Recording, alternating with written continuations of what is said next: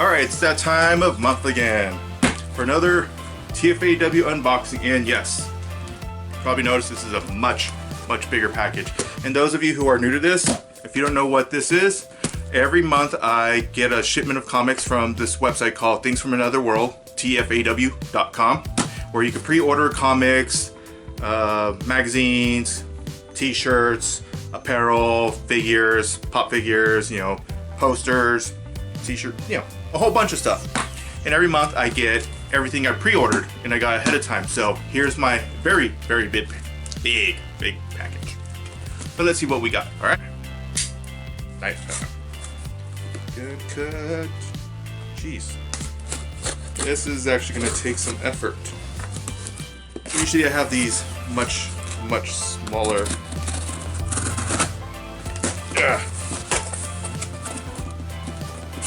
Packages to open, but not this one. All right. Packing peanuts, like always. Good thing though, means everything's good. By the way, not sweating, just took a shower, hot day, just got home from work. All right. A little packing slip. I'm gonna have to fast forward this video a little bit because I don't want to take these comics out and get packing peanuts everywhere, so fast edit. Okay, I'm back. Package is open. I made sure I got all my comics ahead of time. That way I wouldn't get, all awkward when I didn't know what something is. Plus, while you weren't looking, I drink my soda. Alright. First up, Canto #1. Now, I don't remember why I ordered this, but I saw the artwork and it sounded really interesting. So I'll probably have to do a review of this sometime. Take a look at that. The art's pretty cool looking. Alright. Next up, Deceased #3. This is the horror movie variant. Now, if you've been following my channel for a little bit, you've seen I have the first two where they reference, I think, Scream and Nightmare on Elm Street. I don't remember what this one's referencing. I should be having issue 4 come in later on, and then that one's supposed to be referencing the Curse of La Llorona, whatever. Yeah. Next up is Ghost in LA. Now, I don't know what this series is about, but I mainly got it for this guy, Cena Grace. Now, if you've seen my channel before, I have quite a bit of his artwork that he's done that's been unpublished. A lot of his comics signed. I've met the guy, incredibly nice, So, anytime I meet someone at a comic convention and they're super nice, I support them throughout their whole career. I want that effort they showed towards fans to reflect in their sales. I want it to pay off, Same thing when I met Chip Zdarsky, the guy who works on Sex Criminals, who's worked on Howard the Duck. I support all his stuff. And somewhere behind me, you can't see off camera, right over there. And I'll turn the camera just slightly. You can barely see it. Right there. He did that sketch of Rick from Rick and Morty. Awesome guy. Okay, next is You're the Villain, The Offer, Harley Quinn #63. Now, I got it because I really thought this was an awesome cover. I'm not sure who did it. Oh, Frank Cho, right there. I recognize his signature. Really awesome artwork. I don't normally read Harley Quinn, but I tend to buy the variants because she has some really good covers. Next, Invisible Woman #1, and I got it because it's Mark Waid. And if I remember, I think this is the Adam Hughes cover. I recognize the signature. Now, Mark Waid, he's done a lot of stuff I liked. One of the main series he's worked on that people know him for has been Archie, which I have a sketch over here, which you can't see. It's right there. And he's also been known for doing Deadpool. He really revolutionized the character and made him what he's really well known for now. So, I'd give it a look. And this is Mighty Morphin Power Rangers foil variant. If I remember correctly, I think this series was being done by Cena Grace, and that was the other reason I got it. Plus, growing up, I was a fan of Power Rangers, especially the White Ranger. I had the action figure, the Zords, everything, Plus, I've met a few of them before at comic conventions. I've met the Blue Ranger, the original Black Ranger, and a few others. So, next up is Magnificent Ms. Marvel. Now, I've been a fan of hers ever since her first issue and her first series, and every spin-off she's done. I have pretty much every comic she's been in. And I believe she's going to be appearing in the MCU in the next few years. You might recognize the name Marvel. It's because she started out as a fan of Captain Marvel and Captain Marvel's previous name was Ms. Marvel. So she's kind of following in her hero's footsteps. So this is just basically a big, huge fangirl nerd who got superpowers and followed in her hero's footsteps. So who doesn't love that? Next up is No One's #1. Now I don't remember what this is about at all, but it looks pretty intense just looking at the cover. Again, I'm a little behind. I need to do a lot of reviews on some comics, especially lesser known comics. So hopefully I could get to that this summer. I've been busy, I haven't been uploading as much. I've been playing a lot of Pokemon Go, which I'm actually gonna go do later today. So trying to get this done and charge up my phone. Next up is Reverb #1. Now I remember I got this because of Justin Jordan, and I liked a lot of his other work he had done before. He's, you know, an incredible person, and I've liked a lot of his work. Plus, I've been looking at this on his Instagram, and this looks good. So, you know, thought I'd check it out. I believe he did, if I remember, the Luther Strode. I don't want to say series because there were about 3 of them. I guess the trilogy, saga, whatever. You know, the Curse of Luther Strode, the Strange Tale Luther Strode, and whatever the other one's called. So check it out. Great, awesome guy. He's also done The Spread, which I believe is becoming a movie. So check it out. You'll like him. Next up is Second Coming #1.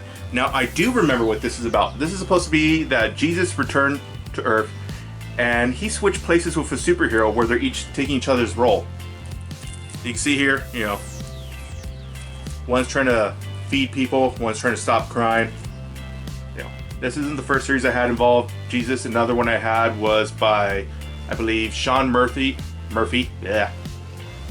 Sean Murphy, called Punk Rock Jesus, where I don't want to spoil too many things, but it's supposed to be the second coming of Jesus, but he's kind of nihilistic. He's a punk and everything.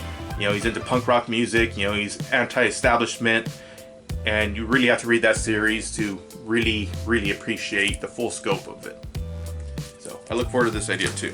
Space Bandits. Now, I kind of remember what this is about. If I remember correctly, this had to do a little bit with 80s vibe. And it's kind of like Cowboy Bebop, but instead of the Western motif, it's a lot of 80s cliche and stuff. You see the outfits, the Jerry curls, the gold chains, you know, the neon colors. And of course, it's written by Mark Millar. Now, Mark Millar, if you know who he is, he's kind of a badass. He's known for doing a lot of crazy things. One of the most notable things people know him for are a lot of these comics that were made into movies. Wanted, Kick-Ass, one other one recently that came out, not the Secret Service, oh well, doesn't matter. Either way, you know, a lot of his were, Kingsman, there we go. Anyway, a lot of his stuff has been made into movies, and oddly enough, a lot of those movies, as violent as they are, they're really watered down. So I'm kind of curious how this turns out. Yeah. And this one, Transformers Ghostbusters #1. Now, if I remember, this was done by Chris Burnham. Now this, I got it, if I remember correctly, the cover is by Livio Ramondelli. I don't know if I said the name correctly. Now, you know, if you follow my channel, you might remember the name. If not, oh well. He did that Flash Thompson Venom right there above my finger. He works on the Transformers series a lot, and I love the work, how he does Transformers. Now look at that detail, you know. He's really, really good at drawing, you know, robots and machines, especially some Star Wars characters like Bosk, Darth Vader, and different ones. So, thought I'd check this out. Usagi Yojimbo #1 by Stan Sakai. Now, I know this because Stan Sakai is, you know, he's a great person. Usagi Yojimbo has been around for years and years. I already have a huge, huge volume of Usagi Yojimbo comics, and I don't know how many pages. It's probably like 500 pages. You know, it's probably like a 5-10 pound book. It's like a encyclopedia for those of you who know what encyclopedias are.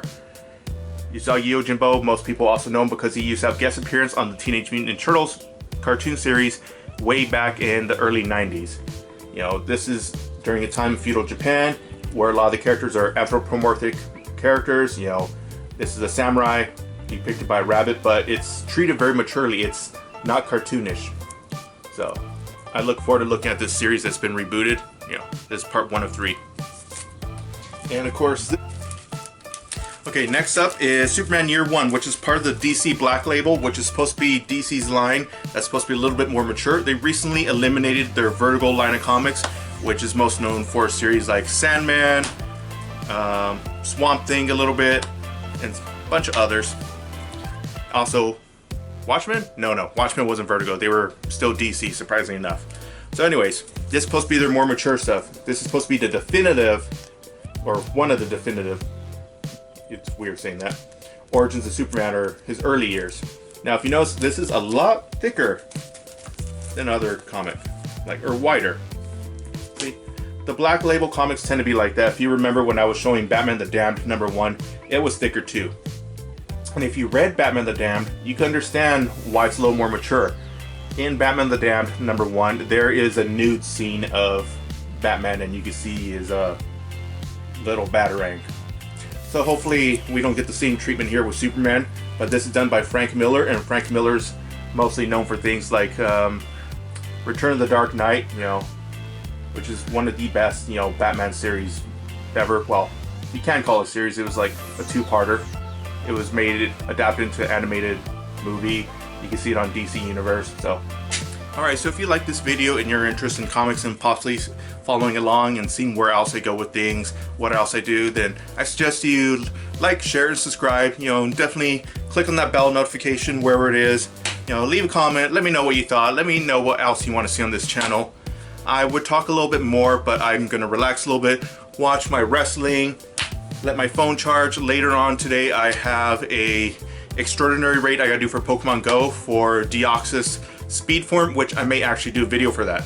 If you've been looking at this channel, you notice I've been doing a few Pokemon videos, trying to fill out things, seeing who else is interested, and seeing what else people like. So anyways, let me know what you think. Thank you. Bye.